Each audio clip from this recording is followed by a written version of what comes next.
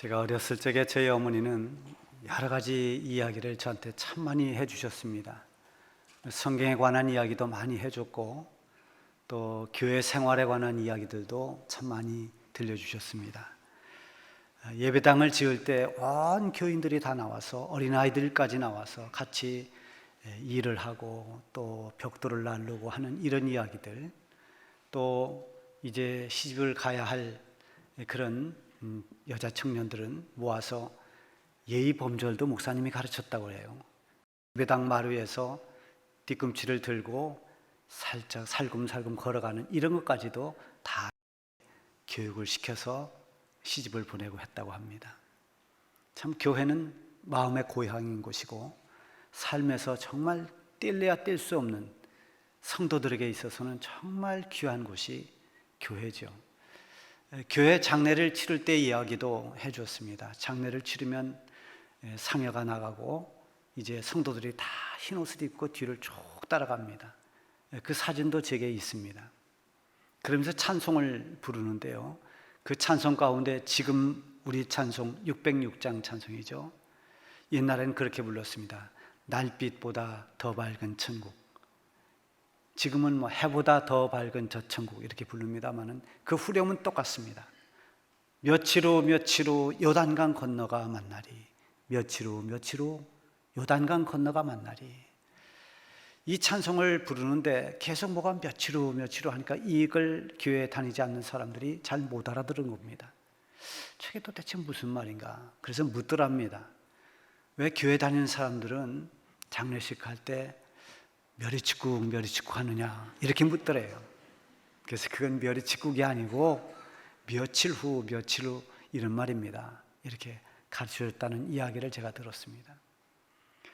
어떤 말을 할 때나 어떤 노래를 할 때 그 소리를 정확히 듣지 못하면 굉장히 답답합니다. 그리고 잘못 알아들으면 오해를 할 수도 있습니다. 또 그런가 하면 그것으로 인해서 실수를 할 수도 있습니다. 그래서 이 소리를 정확히 듣는 게 굉장히 중요합니다. 우리 설교를 하는 목회자들이 이 음향에 굉장히 민감한 것은 말씀을 정확히 전해야 되고 또 그 말씀을 여러분들이 편안하게 또 정확하게 잘 알아들을 필요가 있기 때문에 굉장히 신경을 쓰는 거죠. 이렇게 소리를 잘 알아듣는 것이 중요합니다. 그러나 그보다 더 중요한 것은 그 말의, 그 소리의 의미, 어떤 말을 했을 때 그 말 자체보다도 그 말의 의미가 무엇인가를 아는 것은 더더욱 중요한 것입니다. 예를 들어서 며칠 후 하지만 그것은 일자 개념이 아닙니다. 이 찬송가에서 며칠 후는 우리가 죽음의 때가 왔을 때를 말하는 거죠. 요단강 건너가 만나리. 요단강은 어디 있는가? 우리나라에 요단강은 없는데 이 요단강, 강이 아니라 이 세상의 삶을 다 마치고 천국에 가는, 세상의 모든 삶을 끝내고 천국으로 가는 그 순간을 요단강을 건넌다 이렇게 표현합니다. 이렇게 말에는 여러 가지 의미가 있습니다. 예수님이 이 세상에 계실 때 하나님의 나라와 또 하나님의 말씀을 가르치셨습니다. 때로는 직설적으로 가르쳐 주시기도 하고 때로는 비유를 통해서 은유적으로 이렇게 비유적으로 가르치시기도 했습니다. 그런가 하면 때로는 명령형으로 말씀을 전하기도 하셨습니다. 오늘 본문에 보면 예수님이 게네사렛 호숫가에 서 있을 때 사람들이 많이 몰려와서 예수님의 말씀을 들었다고 했습니다. 게네사렛 호수라고 하는 것은 갈릴리 호수를 말합니다. 갈릴리 호수는 게네사렛 호수라고도 하고 디베랴 호수라고도 부릅니다. 그래서 이름이 세 가지나 있습니다. 예수님이 이 갈릴리 호수에 있을 때 사람들이 많이 모여서 말씀을 듣기를 원하고 또 들었습니다. 밤새 고기잡이로 이제 고기잡이를 다 마치고 그물을 정리하고 있는 어부의 배에 예수님이 올라가셔서 그 배를 좀 띄워달라 청하고 그 배를 강단 삼아서 말씀을 전하셨습니다. 여러분, 이 갈릴리 호수는 때로 바람이 많이 붑니다. 그래서 파도가 일기도 하는데요, 이 강바람, 이 호수바람이 쫙 불어대면 이 갈릴리 언덕 쪽으로 바람이 쭉 불면서 거기서 웬만큼 작은 소리로 해도 그 소리가 잘 들립니다. 확성기처럼 확성기 역할을 바람이 해줍니다. 저희들이 성지순례 갔을 때 한번 그것도 시험해 보았습니다. 갈릴리 호수 쪽에서 언덕을 향해서 이렇게 앉아보라고 하고 이야기를 이렇게 해보면 아주 잘 들렸어요. 예수님이 아마 그것을 이용해서 거기에 모여든 많은 사람들을 앉혀놓고 말씀을 전하신 것 같습니다. 예수님이 그 배에 오른 그 배 주인은 시몬의 배라 그렇게 나와 있습니다. 시몬은 베드로를 말합니다. 예수님이 강단 삼아서 사용했던 그 배가 베드로의 배였습니다. 예수님이 말씀을 다 가르치고 난 뒤에 그 배 주인인 베드로에게 다가오셔서 베드로에게 명령하듯이 말씀하십니다. 저 깊은 데로 가서 그물을 내려 고기를 잡으라. 여러분, 예수님이 하시는 그 말씀 그대로 들으면 그것은 아주 간단한 말씀입니다. 고기를 잡되 저 깊은 데 가서 그물을 내려라. 단순히 고기 잡힐 곳을 가르쳐주는 그런 말씀처럼 들립니다. 그런데 지금 베드로가 이 주님이 하신 말씀을 들을 때는 굉장히 황당하게 들릴 수 있습니다. 2절에 보면은 호숫가에 배 두 척이 있는 것을 보시니 어부들은 배에서 나와 그물을 씻는지라. 그물을 씻는 것은 이제 지금 고기잡이가 끝났다 그 말입니다. 어부들이 다 배에서 내려와서 이제 그물을 정리하고 있을 때입니다. 어부들이 배에서 나왔다는 것은 이제 이번 고기잡이는 마쳤다는 이야기입니다. 다음번에 고기를 잡기 위해서 그물을 손질하고 있던 중입니다. 그것도 빈 그물질만 계속하다가 포기했을 때입니다. 우리가 이 말씀을 더 정확히 알 수 있으려면 5절 전반절을 읽어보면 알 수 있습니다. 시몬이 대답하여 이르되 선생님, 우리들이 밤이 새도록 수고하였으되 잡은 것이 없지만은. 밤이 새도록, 지난밤에 밤이 새도록 그물을 던졌습니다. 깊은 곳에 가서 던져보기도 하고 얕은 곳에 가서 던져보기도 하고 수없이 그물을 던지고 또 던졌습니다. 그런데 고기가 잡히지 않았다는 겁니다. 이 시몬 베드로와 그의 형제 안드레, 또 같이 동업하는 또 이 야고보 요한, 다 이들이 밤새 그물을 던졌지만 헛그물질을 했습니다. 잡힌 게 없습니다. 그러니 얼마나 허망하고 허탈하겠습니까? 저는 낚시를 별로 좋아하지 않습니다. 어떤 분들은 낚시를 굉장히 취미 생활로 하는 분들이 있고 낚시하는 걸 굉장히 즐기는 분들이 있어요. 저는 그런 분들의 인내심을 존경합니다. 제가 친구 따라서 청년 때 저수지에 낚시를 하러 갔었습니다. 뭐 이렇게 찌를 던져놓고서 기다리는데 아무리 기다려도 물지를 않습니다. 얼마나 지루한지 몰라요. 거기다가 또 물이 일렁일렁하니까 어지럽습니다. 왜 이렇게 이걸 해야 되나 그런 생각이 듭니다. 어쩌다 고기가 물었는데도 그걸 눈치채지 못해서 제때 채지를 못해가지고 놓치고 맙니다. 그러니까 점점 재미가 없어집니다. 흥미가 없습니다. 오랫동안 기다려도 고기가 잡히지 않으니까 힘이 듭니다. 그리고 이 낚시는 참 지루하구나 이런 생각을 합니다. 이렇게 취미로 하는 낚시는 잡혀도 좋지만은 안 잡혀도 그만입니다. 취미이기 때문입니다. 그러나 고기 잡는 것을 생업으로 하는 어부들에게는 다릅니다. 고기를 잡아서 먹고 살아갑니다. 고기를 많이 잡아야 됩니다. 그런데 이들이 밤새도록 고기를 잡았는데도 고기가 잡히질 않았습니다. 얼마나 힘들었겠습니까? 오히려 고기가 많이 잡힐 때보다 빈 그물질 하는 것이 더 힘들었을 것입니다. 지치고 이들은 아마 매우 피곤해 있었을 것입니다. 오늘은 고기가 잡히지 않는구나. 지금 물때가 아니구나. 그래서 포기하고 배에서 내린 겁니다. 고기도 아마 잡히는 때가 있는 것 같습니다. 근데 이들은 지금은 고기가 잡히는 때가 아니라고 판단했습니다. 그런데 예수님께서 깊은 데로 가서 그물을 내려서 고기를 잡으라고 말씀하십니다. 만약에 베드로가 자기의 경험에 의해서 이 예수님 말씀을 들었더라면 금방 거절했을 것입니다. 우리가 밤새 던져봤습니다. 지금은 고기 잡히지 않습니다. 깊은 데, 얕은 데 다 가봤습니다. 아마 수없이 그물을 던지면서 지금은 고기가 잡히지 않는다는 것을 베드로는 경험했습니다. 그래서 예수님 말씀에 순종하기가 어려운 상황입니다. 거기다가 예수님은 어부가 아닙니다. 그물을 쳐서 고기를 잡던 분이 아닙니다. 반면에 이 베드로는 갈릴리 호수에서 어려서부터 고기를 잡으며 자라난 전문가입니다. 어떤 면으로 보더라도 예수님이 하신 말씀을 지금 이해하고 따르기가 어려운 상황입니다. 그런데 5절을 한번 보세요. 시몬이 대답하여 이르되 선생님, 우리들이 밤이 새도록 수고하였으되 잡은 것이 없지만은, 그 다음에 말씀이 중요합니다. 말씀에 의지하여 내가 그물을 내리리이다. 말씀에 의지하여 그물을 내리겠습니다. 베드로가 예, 제가 그물을 내리겠습니다. 그렇게 순종하고 다시 내렸던 배를 타고 깊은 곳으로 간 것은 하나의 이유 때문입니다. 그것은 주님이 말씀하셨기 때문입니다. 말씀에 의지하여, 말씀에 의지해서 순종을 했습니다. 말씀에 의지해서 그물을 내렸습니다. 주님께 순종하는 비결은 말씀에 있습니다. 자신의 경험이나 지식이나 자신의 어떤 인생 철학이나 어떤 것으로도 그것을 바탕으로 주님의 말씀에 순종하기는 어렵습니다.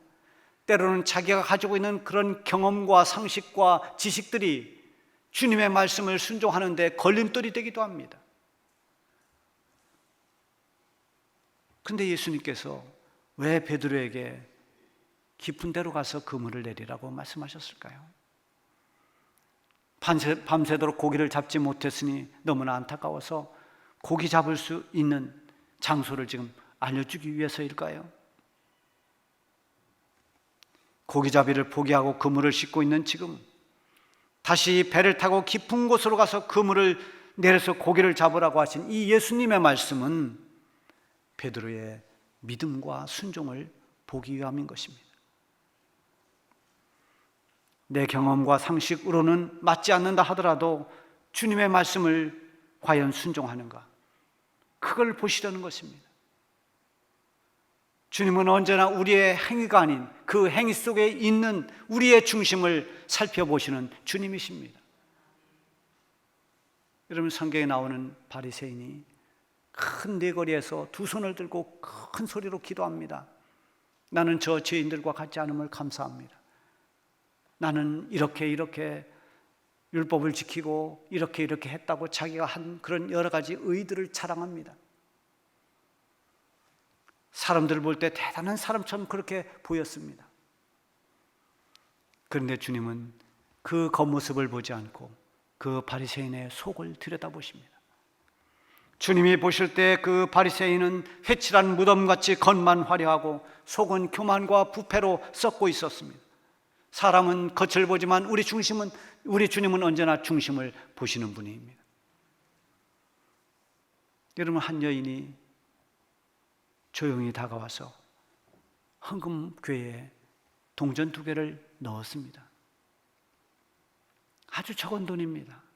그는 부끄러워서 아마 조용히 소리 없이 와서 살구멍에 넣었을 것입니다. 그러나 우리 주님 그 여인의 중심을 보셨습니다. 말만 화려하고 헌신과 희생이 없는, 섬김이 없는 이 바리새인과는 달리 이 여인이 넣었던 그 2동전, 2렙돈은 그가 가진 전부였습니다. 주님은 그것을 보신 것입니다. 주님이 보실 때 이 여인은 적은 동전 2개지만 헌신을 다했습니다. 주님이 그 중심을 보시고 이 여인을 칭찬해 주셨습니다. 갈릴리 호수에서 잔뼈가 굵기까지 어부로서의 많은 경험을 가진 이 베테랑 어부 베드로에게 다시 들어가 그물을 내리라고 한 것은 고기잡이를 위해서 하신 말씀이 아닙니다. 베드로의 중심을 보려는 것입니다. 자기의 경험을 가지고 큰 소리 치면서 예수님의 그 모순된 말씀을 반박할지, 아니면 정말 베드로가 예수님 말씀하신 대로 믿고 순종할지를 주님은 보고 계시는 것입니다. 그런데 베드로는 이 말씀을 듣고 제가 그물을 내리겠습니다, 주님 말씀에 의지해서 제가 그물을 내리겠습니다 하고 다시 배를 탔습니다. 자기가 지금까지 경험했던 자기의 경험, 이 갈릴리 호수에 대한 모든 지식 다 내려놓고 오직 주님 말씀 하나 붙잡고 배에 올라 그물을 내린 것입니다. 여러분, 그 결과가 어땠습니까? 정말 놀라운 결과가 나타났습니다. 6절에 보면 이렇게 하여 고기를 잡은 것이 심히 많아 그물이 찢어지는지라. 그물이 찢어질 만큼 엄청난 고기가 그물에 가득 잡혔습니다. 순종의 결과는 언제나 놀랍고 풍성한 결과를 가져옵니다. 여러분, 포도주가 떨어진 잔치집에서 예수님이 항아리에 물을 채우라고 말씀하십니다. 항아리의 물과 포도주는 아무 관계가 없습니다. 그럼에도 불구하고 예수님 말씀에 순종해서 하인들이 그 항아리에 가득가득 물을 채웠을 때 그 물은 질 좋은 포도주로 변화되었습니다. 사랑하는 독자, 이삭을 모리아 산에 바치라고 하는 이 이해할 수 없는 하나님의 말씀 앞에 아브라함은 믿고 순종했습니다. 아브라함의 믿음처럼 하나님은 이삭 대신 희생양을 하나 준비해 놓으셨습니다. 이것으로 인해서 아브라함은 하나님의 기쁨이 됐고 믿음의 조상이 되는 큰 영광을 얻게 되었습니다. 베드로는 지금 말씀에 의지해서 순종의 그물을 내린 결과가 이렇게 엄청난 줄을 몰랐습니다. 베드로와 그 동료 어부들 100까지 잡힌 고기가 2배에 가득 차서 잠기게 될 정도라고 그렇게 말씀하고 있습니다. 베드로와 안드레, 그리고 야고보와 요한, 이들 모두가 이 기적 같은 일을 목격하면서 놀라고 또 놀랐습니다. 그 놀라움은 예수님에 대한 경외심과 두려움으로 그렇게 두려움이 됐습니다. 그래서 베드로가 예수님이 무릎 아래에 엎드려서 말합니다. 주여, 나를 떠나소서. 나는 죄인으로소이다. 무릎 아래에 엎드렸다는 것은 자기의 모든 자존심이나 모든 걸 다 내려놓은 행위입니다. 예수님이 무릎을 꿇으라고 말씀하시지 않았습니다. 자기 스스로 예수님 무릎 앞에 자기가 무릎을 꿇었습니다. 예수님을 만난 가장 중요한 특징은 겸손해지는 것입니다. 바울은 자기가 죄인인 줄 알았던 그런 교만한 사람이었습니다. 자기의 가문과 학문과 자기 의를 자랑하는, 자기 밑에 어떤 사람도 없는 아나무인격의 그런 교만한 대표적인 사람이었습니다. 그런 바울이 예수님을 만나고 나서 자기를 낮췄습니다. 항상 죄인들을 향해 손가락질하며 정죄하던 그가 내가 죄인 중에 괴수라고 그렇게 엎드렸습니다. 이게 예수 믿고 나타나는 증거들입니다. 베드로는 예수님의 말씀의 권능을 경험한 뒤에 2가지를 크게 깨닫습니다. 하나는 내가 죄인이라는 것입니다. 주님을 만나면 겸손해질 수밖에 없는 것은 내가 죄인이라는 것을 깨닫기 때문입니다. 내가 얼마나 하나님 앞에서 허물과 죄가 많은 사람인가를 깨닫기 때문에 하나님 앞에 엎드릴 수밖에 없습니다. 진정으로 주님을 만나면, 하나님을 만나면 내가 지금까지 주장했던 것, 내가 큰 소리 쳤던 것, 내가 옳다고 했던 것 다 내려놓게 됩니다. 주님 말씀하옵소서, 제가 듣겠습니다. 이런 자세가 되는 겁니다. 욥이 세 친구들과 논쟁을 합니다. 욥기에 보면 그 긴 장을 이 논쟁으로 계속 되어지는 것을 봅니다. 욥의 세 친구들은 욥을 위로한다고 왔지만 오히려 욥의 가슴에 못을 박습니다. 네가 지금 이렇게 고통받고 고난 가운데 있는 것은 네가 분명히 뭔가 하나님 앞에 잘못했기 때문이다. 하나님은 공의로우신 분이고 하나님은 정의로우신 분이기 때문에 너가 죄 없이 하나님이 이런 일이 있도록 하시지 않는 분이다. 그러니 내가 지금이라도 솔직히 회개하고 하나님 앞에 2 손을 들어라. 여러분, 이거 틀린 말이 아닙니다. 얼마나 멋있는 말입니까? 아마 친구를 위해서 해준 말일 겁니다. 그러나 욥은 또 욥대로 항변합니다. 나는 결코 하나님 앞에 범죄하며 살지 않았고 불의를 행하지 않았고, 욥은 정말 그 시대의 동방의 의인이라고 그렇게 불릴 만큼 하나님을 경외하며 살았습니다. 자녀들이 생일이 되면 하나님 앞에 먼저 예배를 드렸습니다. 그런 욥이기에 너희들이 말하는 것처럼 나는 그렇게 죄로 말미암아 고난받는 것이 아니라고 그렇게 항변합니다. 그러다가 욥이 깨달았습니다. 하나님께서 하시는 일을 인간이 어떻게 다 깨달을 수 있단 말인가? 그래서 자기가 알지 못하고 말했던 모든 말들, 자기가 주장했던 모든 것, 그것을 다 하나님 앞에 회개한다고 했습니다. 하나님을 만나기 전에는 내가 왜 죄인인 줄 모르지만은 하나님을 만나면 내가 죄인임을 깨닫습니다. 나의 한계를 깨닫습니다. 그리고 하나님 앞에 겸손히 엎드리는 것입니다. 베드로가 이런 의미에서 나는 죄인이라고 고백합니다. 그리고 또 하나는 예수님이 하나님이시라는 것을 알았습니다. 처음에는 예수님을 랍비라고 불렀습니다. 선생님, 우리가 밤이 새도록 잡은 것이 없지만 선생님이라고 불렀던 베드로가 후에는 주여 나를 떠나소서, 주여라고 부릅니다. 주님이라고 부르는 것은 이분이 나의 구주라는 것을 시인하는 것입니다. 이분이 하나님이라는 것을 인정하는 것입니다.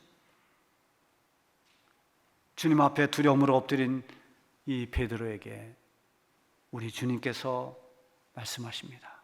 무서워하지 마라. 이제후로는 내가 사람을 취하리라. 내가 지금까지는 그물을 던져서 고기를 낚았지만 이제 너는 앞으로 죽어가는 영혼들을 건져내는, 살리는 그런 일을 하게 될 것이다. 예수님의 제자가 될 것을 말씀하고 계시는 것입니다. 이에 베드로의 반응은 아주 즉각적이었습니다. 11절에 보면 그들이 베드로를 육지에 대고 모든 것을 버려두고 예수를 따르니라. 예수님이 하신 이 말씀이 무엇인 줄 알았습니다. 이제부터는 나를 따라오라고, 사람을 취하는 그런 제자가 될 것이라고 말씀하신 주님의 말씀에 순종하며 따랐습니다. 베드로와 함께 했던 어부들도 모두가 다 배를 버리고 예수님을 따랐습니다. 그렇게 됨으로써 그들은 그 옛날 저 갈릴리 호숫가에 살던 어느 어부들로 끝난 인생이 아니라 영원히 빛나는 주님의 영광스러운 12 제자의 이름의 반열에 오르게 된 것입니다. 밤새도록 빈 그물만 건져 올렸던 자기의 경험과 상황에 의지하지 않고 주님 말씀에 의지해서 그물을 내린 이 베드로의 순종을 주님은 참으로 기뻐하셨습니다. 그리고 인간의 노력으로 채울 수 없었던 그 그물을 주님의 능력으로 풍성하게 차고 넘치도록 채워주셨습니다. 더 나아가서 예수님의 제자가 되는 그 길로 인도해 주셨습니다. 사랑하는 성도 여러분, 우린 지금 3년이 가깝도록 코로나 시대를 지나면서 전도의 한계를 많이 느낍니다. 전도의 그물을 내려도 빈 그물만 끌어올리는 이런 상황들이었습니다. 그래서 배에서 내려서 낙심하며 그물을 씻던 이 베드로처럼 이제 다시 전도의 그물을 접어버리려고 하는 분들이 많아졌습니다. 그러나 오늘 우리는 이 주님의 음성을 다시 들읍시다. 저 깊은 데로 가서 그물을 내려 고기를 잡으라. 복음의 그물을 우리는 다시 내려야 됩니다. 전도의 그물을 믿음으로 던지십시오. 베드로처럼 주님 말씀에 의지하여 내가 그물을 내리리다. 이것이 우리의 고백이 되기를 바랍니다. 제가 이제 전도의 그물을 내리겠습니다. 순종하고 그물을 던지면 주님께서 그 그물을 가득하게 채워주실 것입니다. 순종하는 자들을 통해서 지금도 우리 주님은 역사하고 계신다는 사실을 마음에 꼭 간직하시기를 바랍니다.